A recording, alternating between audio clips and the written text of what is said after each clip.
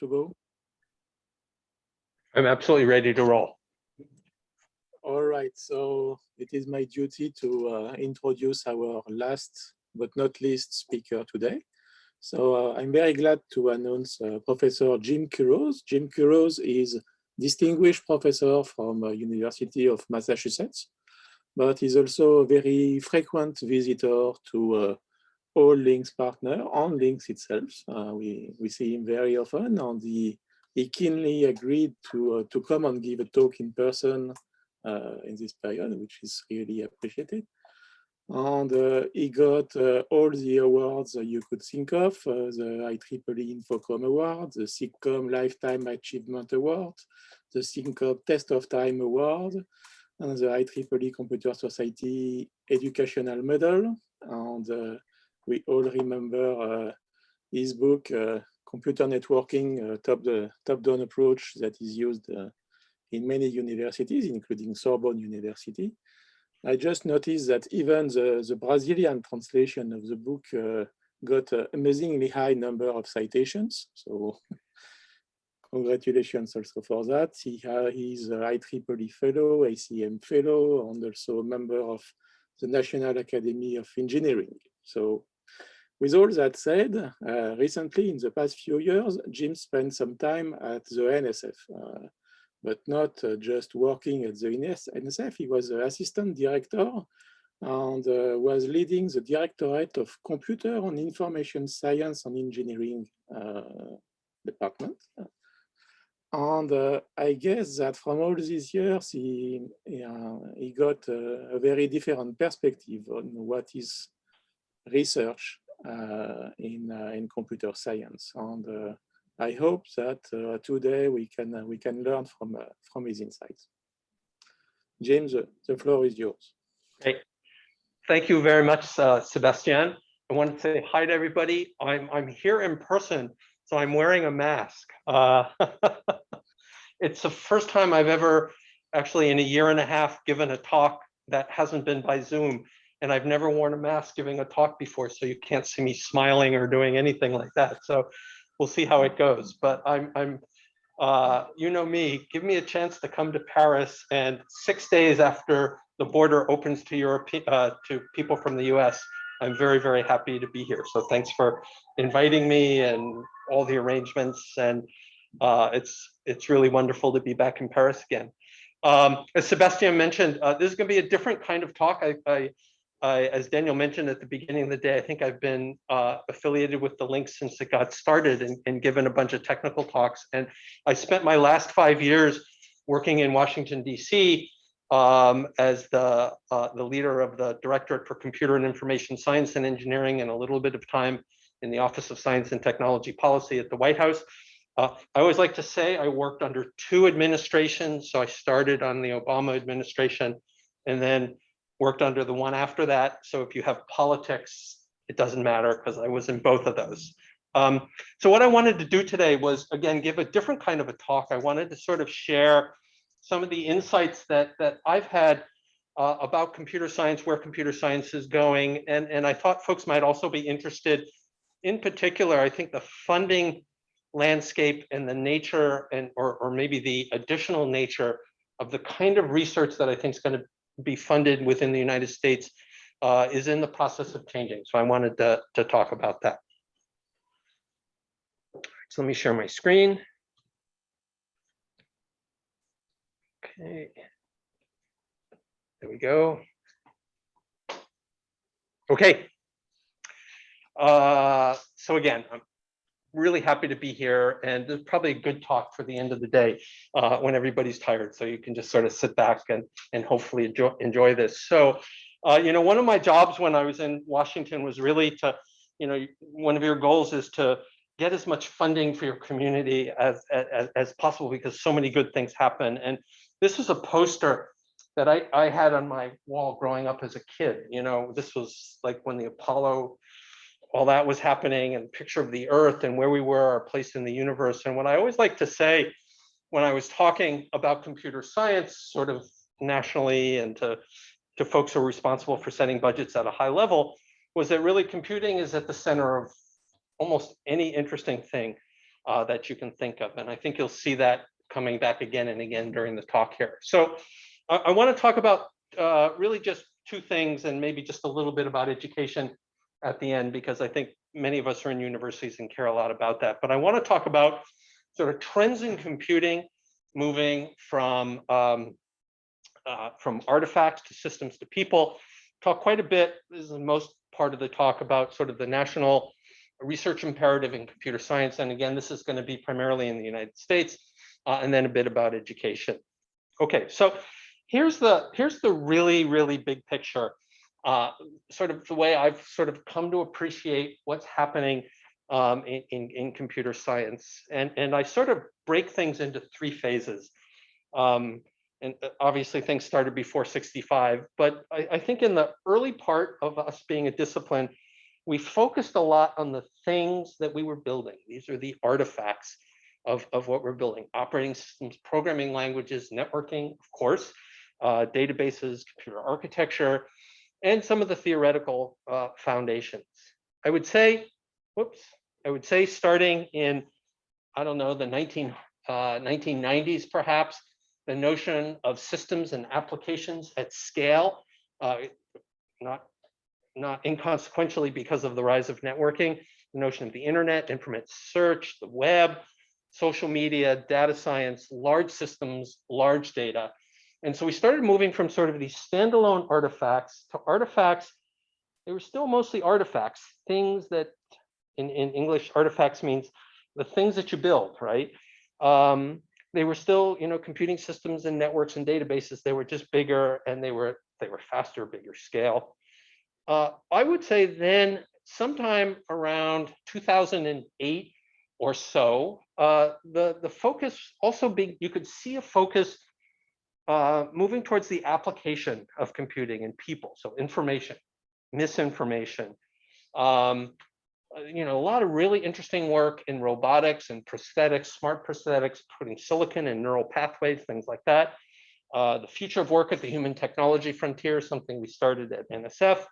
This notion of computing for the common good. If you work in AI, you know about fairness, accountability, and transparency. I mean, these started off as sort of niche little workshops back in, I don't know, 2011, something like that, and then have just become incredibly important and central in the last decade. Okay, so that's the big sort of picture, starting from the smaller scale systems, the things we build, to systems and applications that scale to people. And I'll say that I think we've seen this in computer networking as well. So here's my take on sort of, I prepared this slide for something else, but I thought it worked really well here. That up until 2000, there was just so much work on inside the network, the transport layer, things sort of happening either in the core or at the very edge of the core. And that corresponds to the artifacts. I mean, that's when you look, we're still building routers, the individual individual IP RFCs from the 1980s, for example, in there, the TCP congestion control in 88. So things are sort of happening at the network layer and at the transport layer. I'd say the decade after that was the decade of distributed applications, the issues of mobility and security coming to the forefront. So interest moving up the protocol stack. And again, this is just like we saw for computing as a whole in this time frame, moving from the individual artifact to the system and up to the application layer. And then certainly now data centers, mobility, security, privacy, all the things that we've heard about today, a focus on management and configuration, SDN, and then things that I know folks have been working on here over the last decade, quality of experience, moving from quality of service to quality of experience, issues like privacy, things that sort of directly impact people. And so things moving up the stack and moving to the edge of the network. And that's not to say we still don't do things, all through the layers that we see there, but this is sort of where the emphasis seems to be shifted. Here's a picture from a friend of mine, Ed Lazowska, who's at the University of Washington, with sort of a similar view. His view is that we've been moving from making things smaller, faster, and cheaper to tackling societal challenges as a discipline of computer science. So you see the foundations in the center, and then moving out to the applications area. Okay, I wanted to show you a picture that I probably used more in my 5 years at NSF. I used this more than any other graphic I used the entire time. And this is something called the tire tracks diagram. And so I'm sure most of you haven't seen it because it's a very, first of all, it's a very American thing. And even when I ask US researchers about it, most people haven't seen it, but I will tell you from a policy point of view in communicating with people in Congress, people in the federal agencies about why funding computer science research is good, this picture sticks in people's minds. So I wanted to show it to you. I'll tell you what it means here. See, I can't see whether I'm even on camera. So I'll do this, try. Yeah, okay. So what does this show? On the y-axis, you can see time going up. And so you can see sort of decades long time. And you see these things that looks like tire tracks going up from the bottom to the top here. And on the right-hand side, you see one for the internet and the web and computer networking. So there's 3 lines there. There's a red line, and the red line shows when university research started in an area. The blue line shows when industry research started in an area. The green line shows where networking, for instance, became a $1 billion industry and then became a $10 billion industry when it gets fatter. And actually, the most important thing here that I really want to emphasize are not these tire tracks, but these little black arrows that are going back and forth here. And each of these little black arrows is a documented example of an idea, a paper, a piece of software, a piece of hardware, some kind of artifact that flowed back and forth between academia, into industry, maybe and into products, and back and forth again. And this back and forth of ideas that often, but not always, initiate in academia, into industry, and then this back and forth is something that over time sort of builds these, builds a telecommunications industry, for example, in a country, and turns out to be so important. So in making the case for, well, why do we even fund basic research in a particular area? When you make the case on economic competitiveness, for example, this is a kind of diagram that I've found was very, very useful. And of course, I showed you networking.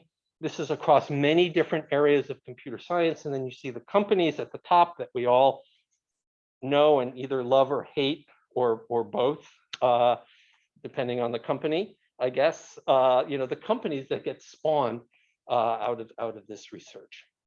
So from artifacts at the bottom to systems at the top. Here's what the original, so that was this picture that I showed you here was from 2012. It's a 2012 version of the tire tracks.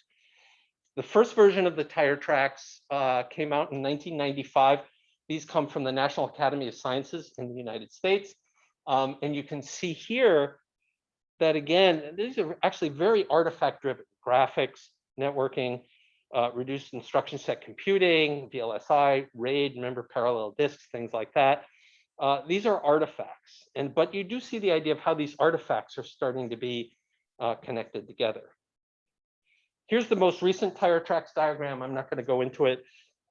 If you take this one and you turn it, rotate it 90 degrees clockwise, counterclockwise, you'll have the diagram that you saw before with actually the same areas, but they extended it to talk specifically about the tech companies that had come out of these IT innovations, and then the sectors of commerce that have been impacted by this. So you see agriculture, automobile, e-commerce, health. I mean, as computer scientists, we know this, right? But this is a way of sort of communicating to the taxpayers, American people, whatever, sort of what happens as a result of the research that you see on the left, sort of impacting people all the way over there on the right. So I think this is pretty consistent with this notion of moving from artifacts to systems, to people. Okay. All right, so I'm going to stop there for a second. I'm going to just talk a little bit about sort of what's happening right now. Any comments on that? Sorry, Sebastian, I usually can't speak for more than 10 or 15 minutes without having to stop and ask if there are comments or questions. Is that okay? Yeah, that's fine, don't worry. Anybody here want to ask a live question? There's not many people here, so thank you. Yes. Thank you. The history wraps around. So when you said that actually the history goes up to the edge, do you think that quantum computing will force the history to wrap around? Oh, okay, so it's a question. Does history repeat itself? Might be one thing. Does history wrap around, and where does quantum fit in? I have a friend, Margaret Martinosi, who's a computer scientist from Princeton, who actually now has my job. She has my job at the National Science Foundation as the assistant director. She has for computer science. She has this wonderful analogy between quantum being where transistors were when they were first invented, and she says, "Gee, nobody at the time knew whether you remember analog computing was really big back then, and nobody really knew what to do with transistors, except that, gee, maybe there was going to be a way to do something wonderful with them." And she sort of puts quantum at that same step. So I would say with quantum, we're still sort of very much at the artifact, right? We're trying to build something with 100 or 1,000 qubits with decent reliability now. So I would say that, that notion of moving from artifacts to systems to people, that's happened for sort of, the computer science that we've known, and computing, the von Neumann computing that we've known, and the databases and the operating systems and networks that all sort of move there. I mean, some were staggered a little bit. I think quantum is still at that really, really early stage. And I think there are sort of those feedback cycles about when you start thinking about how things are being used, it might force you to think again, going sort of back to the technology part. And do I want to build something differently given now I know what the use is? So you do have those loops. But great question. Are there any questions online, Sebastian? Yes, I think Timur has a question, and then Holger. Okay. Yeah, Jim, I'm wondering, these tire track diagrams, are they unique to information technology? Like, does the NSF just use these for information technology when talking to Congress, or are they used, say, also in biotech or in other areas? So great question. So I've got to say, you talked about who are they used by. When my boss, the director of NSF, went to Congress, I guess it was in 2019, when you go to Congress and you say, I want this much money for my agency, you go to hearings, congressional hearings, and they ask you questions and things like that. She brought one graphic with her, and this was the only graphic that she brought with her. And it just made me so proud, because she's an astrophysicist, right? And so, engineering and computer science are certainly not her bailiwick, but I kept pushing this tire tracks diagram. So Timur, that diagram actually only exists for information technology. The engineering directorate at NSF is starting something, actually just started something a couple of months ago that I think is somehow related to this. But biotech is a great example, but something like that doesn't exist. Okay. So I guess it will soon. Thanks. There was one more question. Yeah, Holger, can you? Yes, hi, Jim. Jim, could you please go back to the previous slide with the tire tracks, the most colorful version? Okay. Okay, this one. Yeah, that one would also. Yeah. This one. So did I get you right that you're saying that basically your IT transformed sectors, your vertical industries, that represents people? Isn't that sort of an intermediate step to say here's industry, but not really people? I'm kind of missing sort of the social aspect I would associate with people as a term. Yeah. Okay. So, well, that's a really great point. So thanks for that. I guess to me, thinking about something like e-commerce and health is a lot closer to people than the IT innovations where it stopped before, right? So remember the tire tracks from 2012, stopped in the column that shows IT innovations now, right? And those are things like, internet, wireless. It's still very tech heavy, if you will. I think over on the right-hand side, and remember they even had companies there. Now, I mean, there's so much detail in here, it's sort of almost impossible to explain. But I think over on the right-hand side, it's true, it's not people, it's companies. And despite what Mitt Romney has said, companies are not really people, but we're a lot closer to people here, I think, on the right-hand side than we were before with these tire tracks. But so society would be sort of the fourth layer on top, yeah, on top of that. Yeah, to the right of that, yeah. Or to the right, yeah. Yeah. Okay, thanks. Yeah. Okay, Daniel. You mentioned artifact systems people. Of course, in systems, you have also the systems of systems. Right. And I have the feeling that the number of layers, systems of systems is growing at the same time, right? For example, you have digitalized the grid, the smart grid, the transport with the smart transportation. Yeah. And now we're moving into having services that will run transversal over these silos. Of course, yeah, absolutely, right? I mean, we keep, I think whatever we do in life, we're going to be layered on top of by somebody else. That's just absolutely going to happen. Yeah. Yeah. Okay. So actually, thank you for all the questions. I was wondering if I was going to have to beg to get questions, and I was really glad I didn't have to beg. So thank you. All right. So I want to step back here, and this is a little bit more about funding, I think, and I don't know, maybe that's just because that was my job for 5 years and I had to worry about it. But I wanted to talk a little bit about where I think computer science is going and where I can definitely see computer science funding going. So a couple of sort of threads that I noticed over 5 years growing a lot stronger. One is something called Convergence Research, right? And I mentioned my boss before. Well, let me tell you what Convergence Research is, right? It's about starting efforts to solve a specific compelling problem with deep intentional integration across disciplines.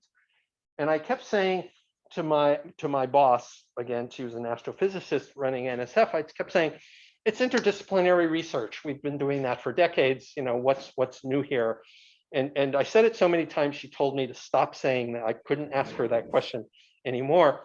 But I figured out what the answer is. What's really different here is about this notion of starting with specific compelling problems and then being intentional about the disciplines that you need to bring together to solve the problem. Oui, ok, très bien. Ça va. Okay. Somebody, Bella. Vous devez muter le. Yes, really sorry for a question. Question, yes.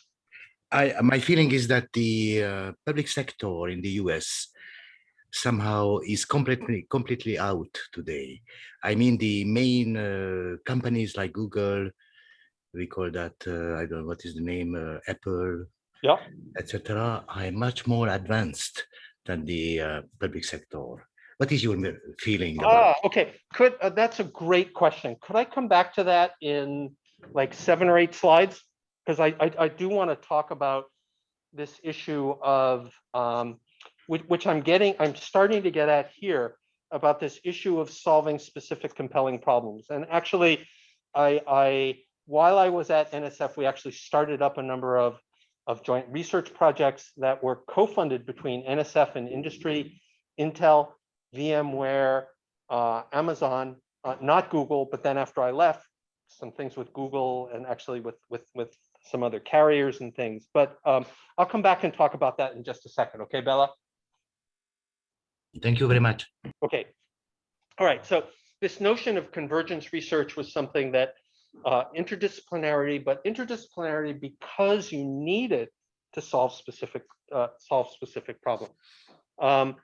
NSF started something called the Convergence Accelerators. These were, well, so, since Bella mentioned Google, for example, I mean, one of Google's treasures that they have is a knowledge network inside. So when they answer queries, they've got this large network that we've seen other people talk here about semantic relationships between words so that you can actually do semantic analysis and not just like nearest neighbor type of things when you're doing natural language processing. The convergence accelerators were built to help. The very first one actually was built to create an open knowledge network, to sort of open up the kinds of research that were only open to certain companies because they had certain pieces of critical infrastructure available to them. And actually they were one of the groups that were really helping get this started through a series of workshops. Okay, so we have the convergence accelerators. I think we will be seeing closer collaboration with the social sciences, so with other disciplines generally because of convergence, but with social sciences in particular. So there's a letter that I wrote with the head of social, behavioral, and economic sciences, encouraging new collaborations between people coming from these different disciplines. We launched a program called The Future of Work at the Human Technology Frontier that was led by computer science and social, behavioral, and economic sciences about augmenting human capabilities. And so I see very, much closer collaborations now, especially with people in the cognitive sciences, for example. Okay, an increase in another thing I think we're seeing is the increased center scale use-inspired research. And so I've got a number of things I want to say here. This was the last of this was the very last bill that was signed, I think, by our former president. One of the things that it called for were actually, you can see it here, the National AI Research Institutes. This was actually something that was already happening, or just about, it already happened at the time, the start of those through the National Science Foundation. You see a report from a group of AI researchers, I think from the United States, but possibly from around the world, calling for these mission-driven AI laboratories funded at $100 million per year apiece. So those are pretty big centers. That's $10 million a year per center.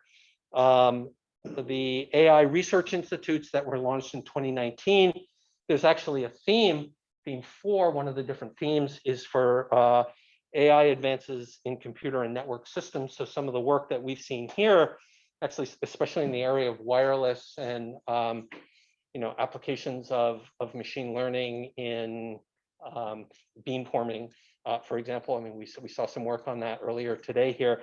Those are the kinds of topics here that you see NSF calling for center scale activity.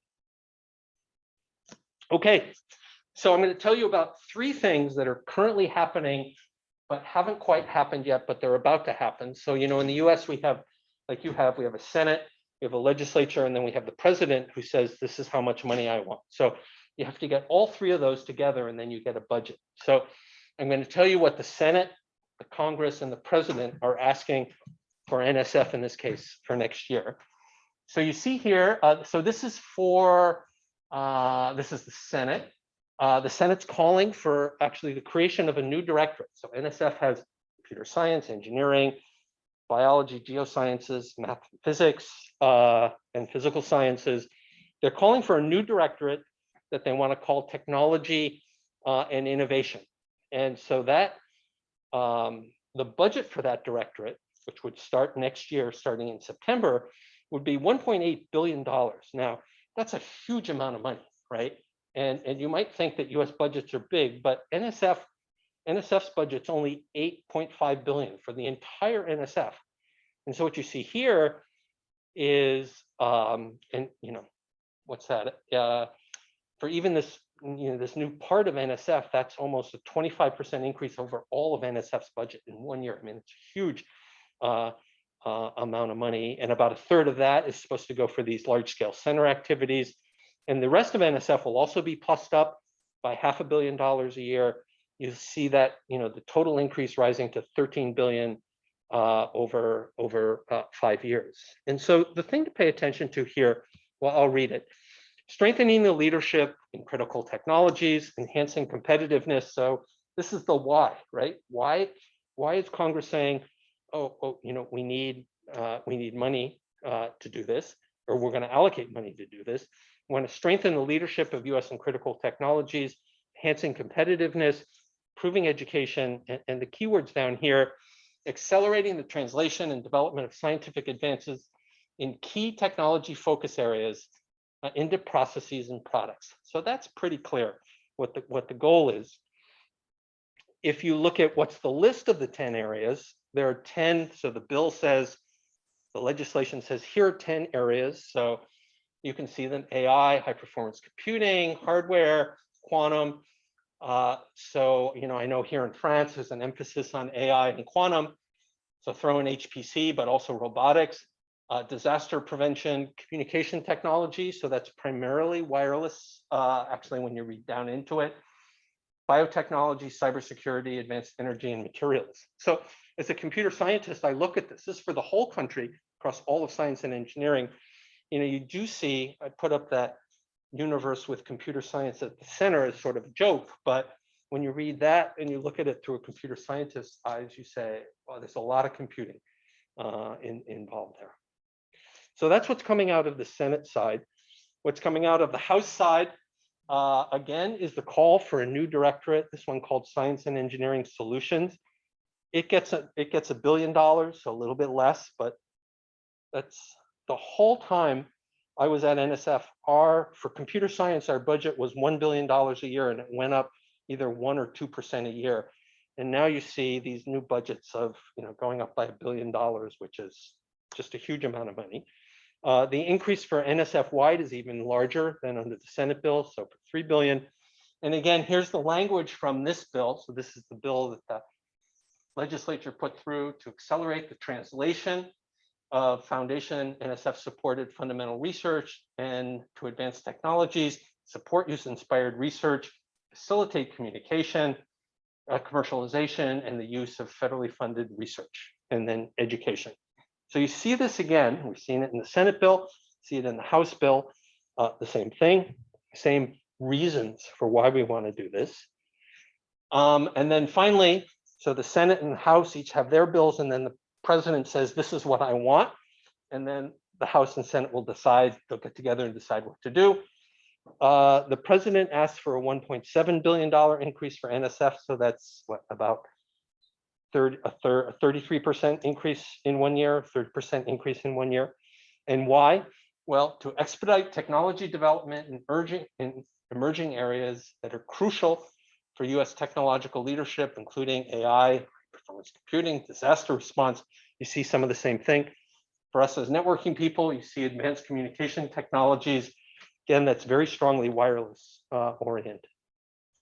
So you see at both the House, the Senate, and through the president's budget request, and these are all sort of hot off the press, everybody asking for increases, slightly different amounts, a little bit different focus, but a lot of it because of translation. Okay, oh, actually, I was going to skip this. Well, maybe I'll put it up anyway. I was going to skip this.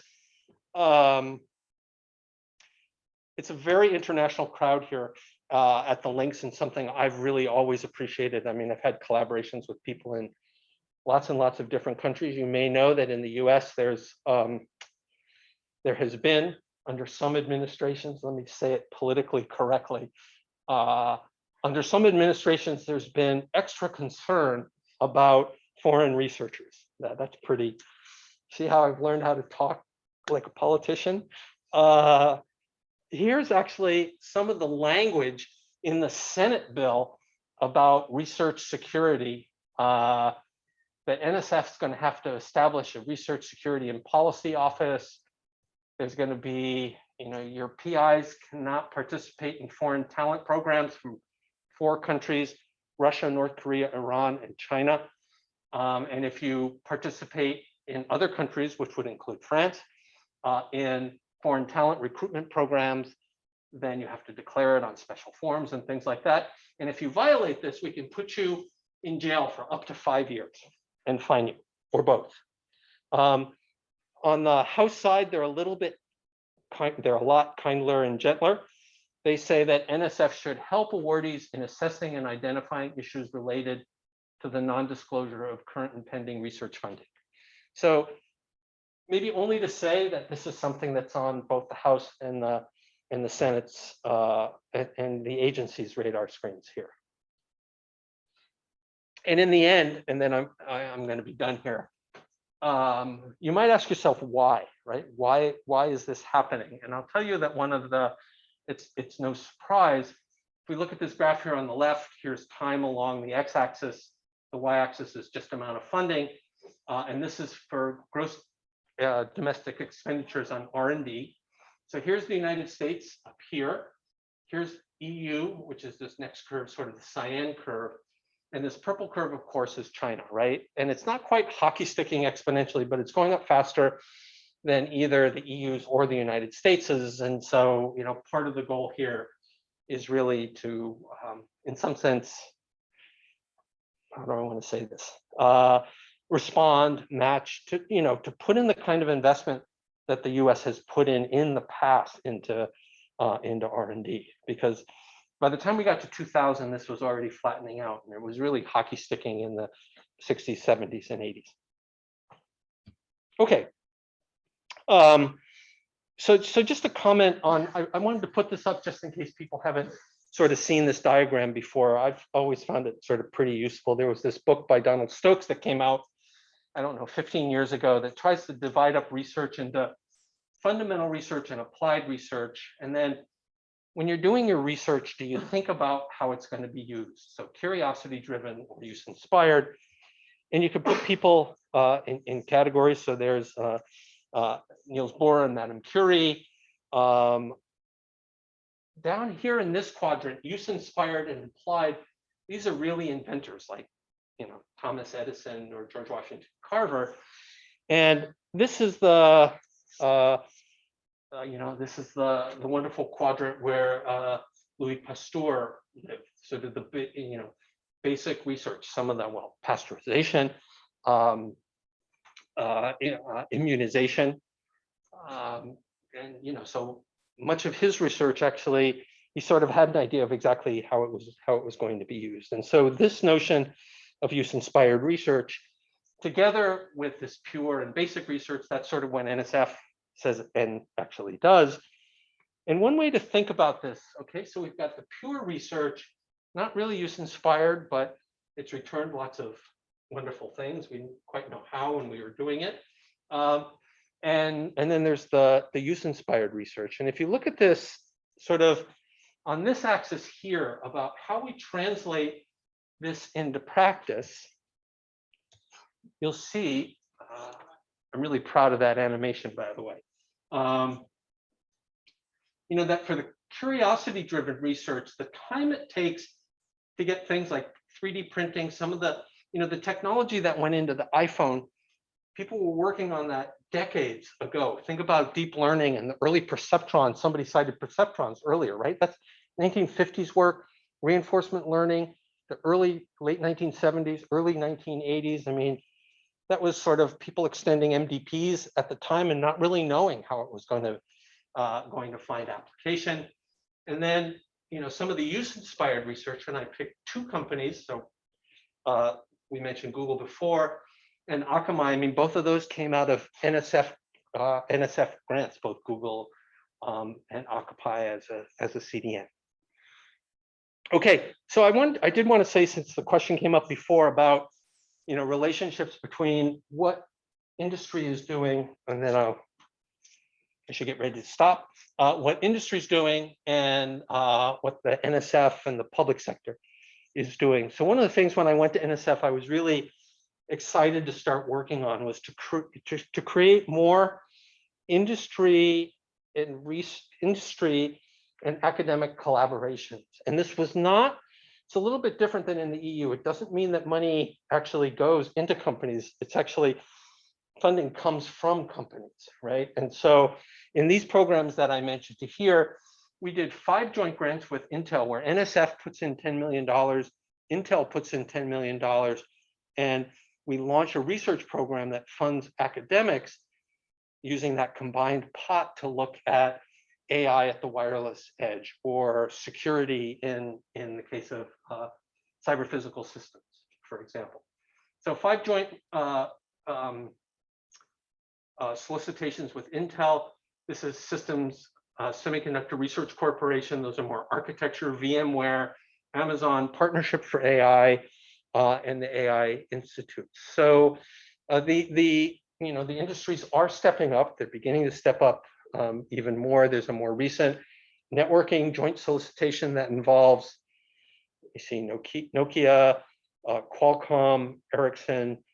I know Google's involved with that. I should have put that on here. Folks here have probably heard about platforms for advanced wireless research. That's an experimental testbed capability, $100 million program, 50 million from industry, 50 million from NSF that started 2.5 years ago. The big data program with Amazon, Google, and Microsoft collaborating on that. So anyway, we can skip that. Okay. It's the end of the day. And so maybe I'll only say 1 or 2 things about 1 or 2 slides on education, and then we'll see if there are any final comments.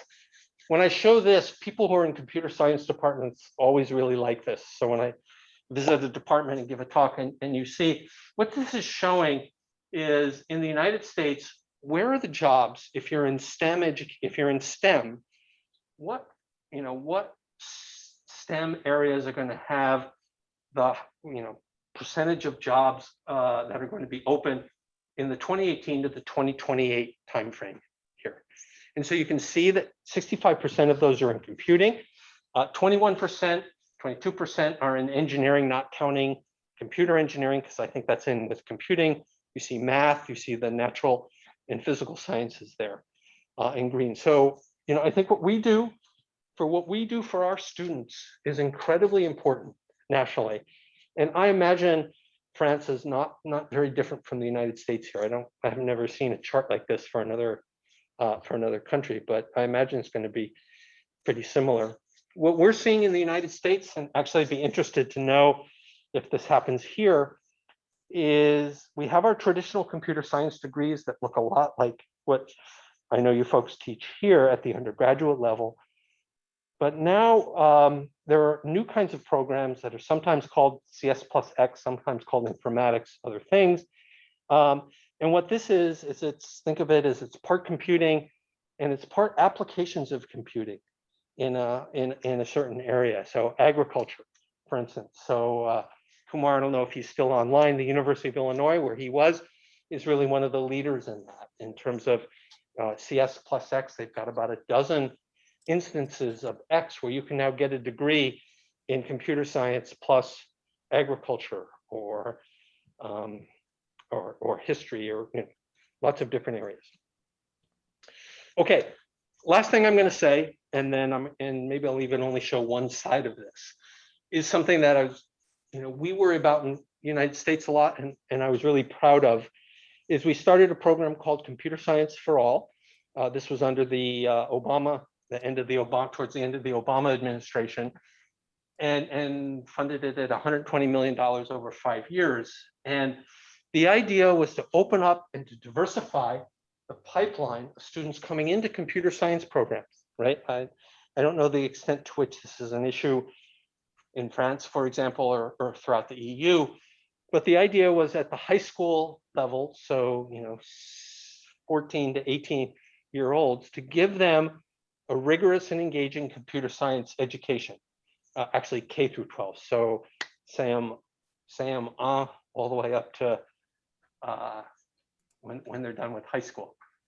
And here's how this was.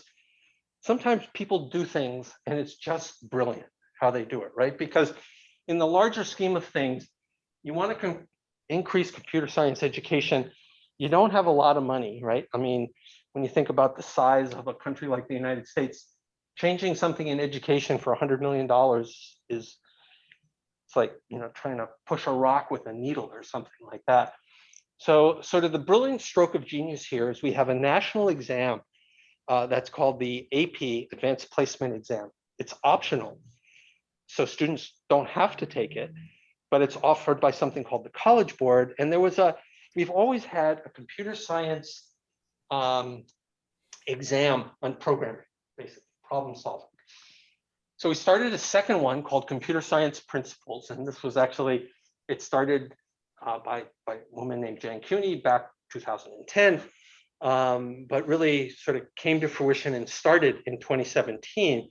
And what you see here, oh, I should say why the exam is new, right? So it's new because it focuses, it's not about programming.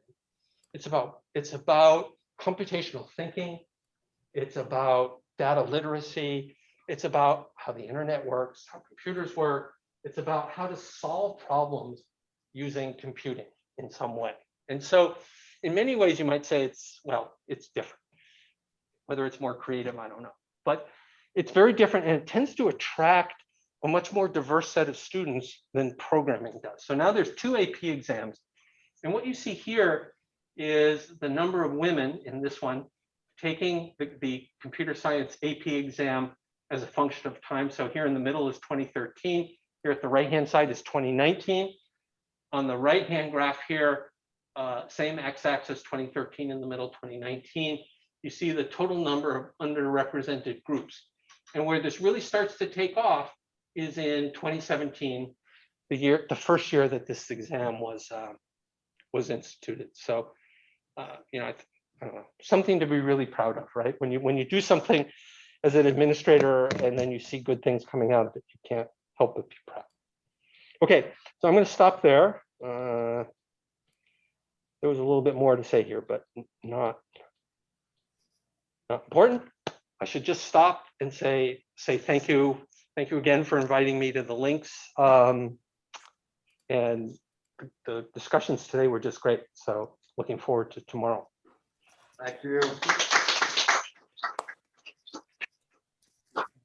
Thank you, Jim. I think PR Kumar wanted to ask a question for maybe 5 minutes. I'm sorry, I seem to have missed it. No problems. No. So Jim, this is a, I guess, a more subtle question in the following sense. I think the high level objectives of use-inspired and so on at one level are good. I think the issue is where this suggestion or this direction, the tire meets the road, Yep. through the review process and the program manager. I think that's where the current problem is. Yes. So one thing I will say is that, 2 things I will say. Increasingly, we are seeing program manager driven research. And sometimes the program managers have small minds, if you don't mind me saying that. Okay. And it becomes mundane. That's one issue. The second issue is at the review process, what we are seeing is that as these panel sizes get larger and larger, the content, in other words, to pass a panel with say a dozen members, your proposal has to offend exactly nobody. So the more Average. tasteless it is, the more it doesn't stress any extremes or challenge anything, the greater is the success. And then we are also seeing that I do not know of any really breakthroughs. I participated in this industry NSF thing, and I don't find any benefit of the industry being present in my limited experience. On the other hand, I found much more benefit in summer internships by students, in consultancy and things like that. So when you put all these things together, this translation of trying to do kind of focused things that will make impact and so on, when it's translated through these panel reviews, which is just hot air basically, and program manager interpretations and so on, then what comes out is pretty, I'm not unimpressive. Okay, so I just wanted to see if you had any thoughts about those perceptions from down on the ground at the bottom. Yeah. So Francois and I actually had a conversation about this actually over lunch today also. Let me say a couple, you know, I think we have to distinguish between you or I submitting a proposal individually or together, but, you know, sort of it's a single dual PI, you know, a relatively smaller scale proposal, $1 million, something like that, right? Over 3 years, something like that. I think in those cases, it is sometimes possible that you get these panels that tend to average, right? And you said offend nobody. I said to Francois over lunch, I said, oh, you know, the most interesting ones are the bimodal distributions where 3 people love it and 3 people hate it, right? So you get 5s and 0s, right? And 3 5s and no, or 3 5s and 3 0s is way better than 6 3s, right? Because that's like, okay, I've not excited anybody, but I've not offended anybody, right? And so, you know, I'll tell you that within NSF, when you see those high, when the division director looks at the outcome of a panel and sees these high variance reviews, those get extra scrutiny, right? So I wouldn't agree with you completely about not wanting to offend anybody.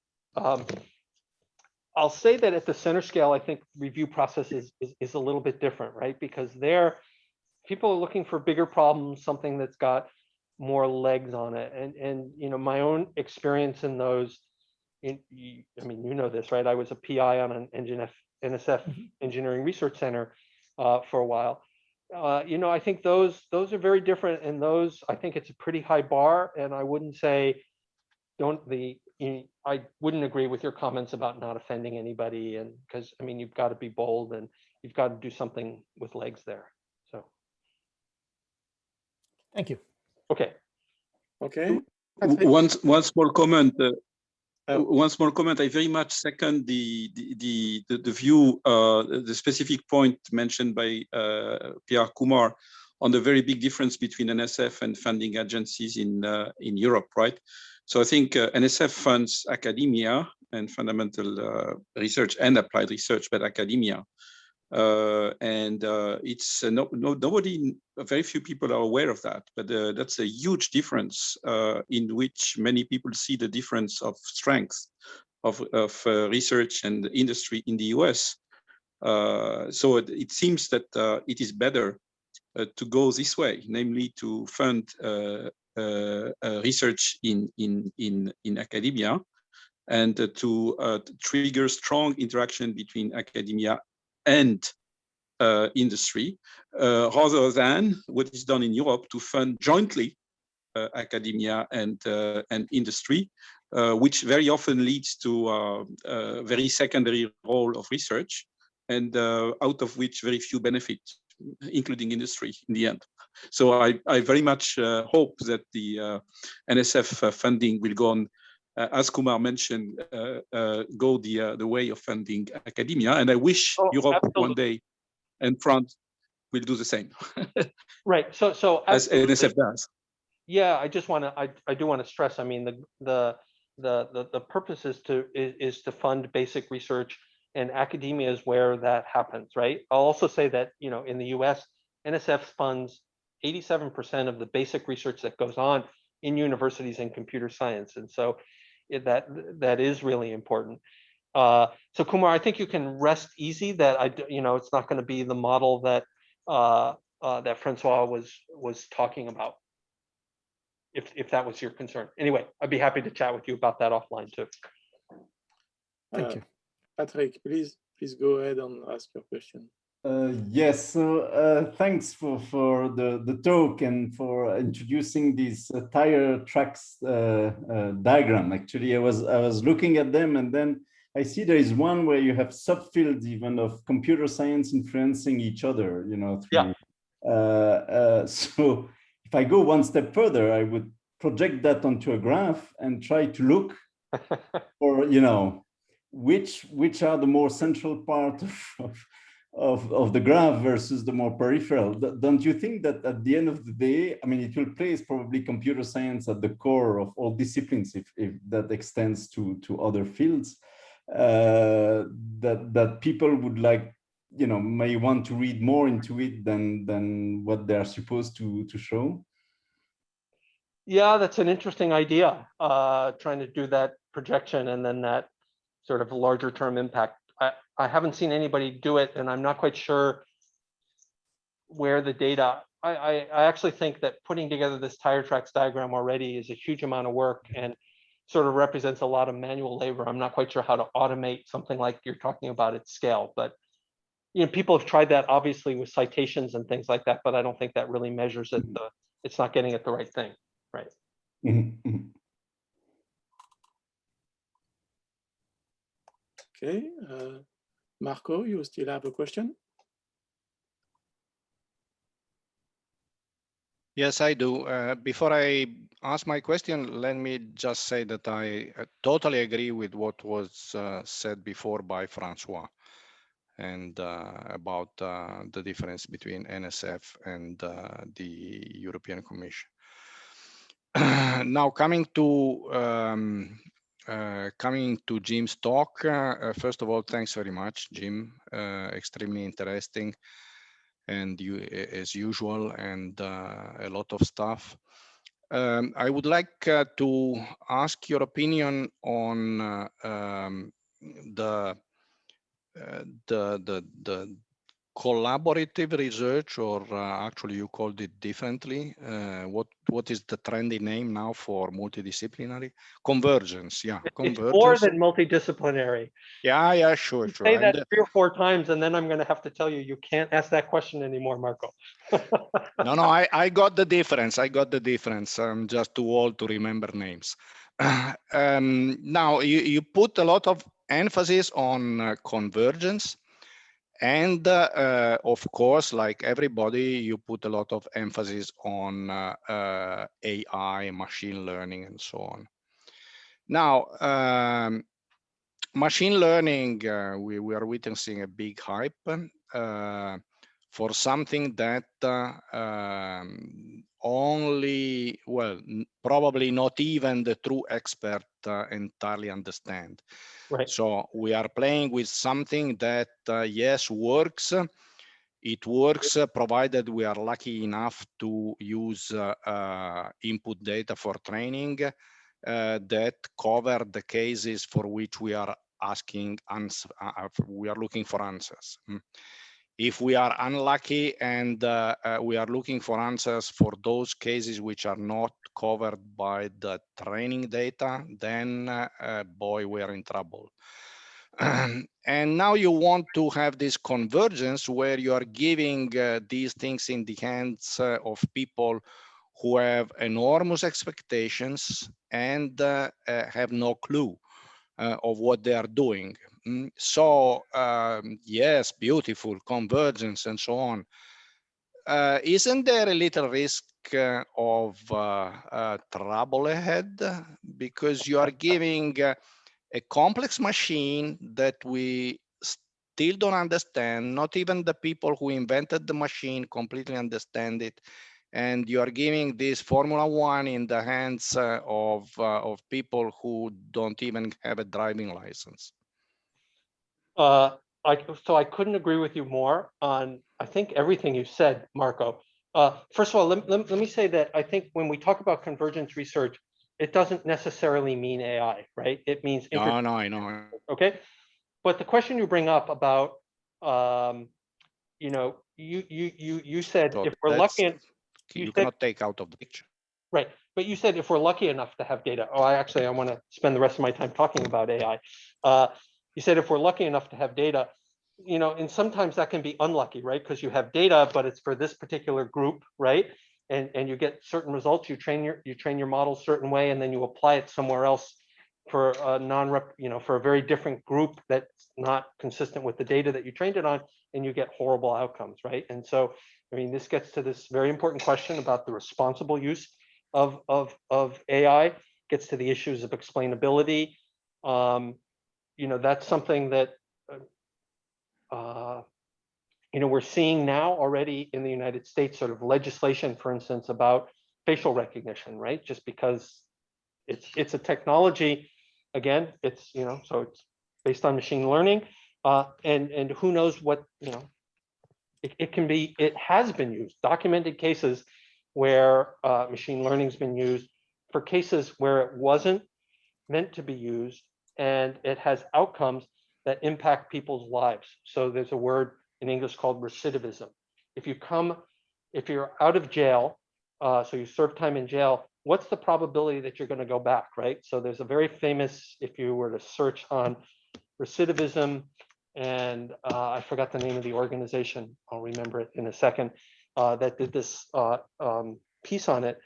It was, you know, a judge was using machine learning techniques to predict recidivism, and then that was informing or partially informing the decisions that he made, right? But it was made on a completely different population of people, and there was bias in the data, and you know, so those kinds. So I think we have to be very careful about the uses of machine learning and AI. And you know, so for me personally, this is just my personal belief. You know, we need something like a Federal Trade Commission that we have, and a fitness for use, right? This has been trained to do this specific thing on this specific, you know, class of data. Here's my data, so it's open. You can understand that, and that's the only thing that it's fit to be used for, right? And so you can avoid at least some of the problems that you're mentioning, Marco. You know, I'll say that there's an OECD activity that actually I participated in some when I was in OSTP on establishing what are called the AI principles. So if you were to if you were to search Google, whatever, Bing, OECD AI principles, you'll see a set of principles that sort of laid out the essence of the argument you made and that I was just responding to about responsible uses of AI technologies. Okay, thanks very much. All right, well, I guess there is no further question. So, well, thank you, Jim. Thank you to all the speakers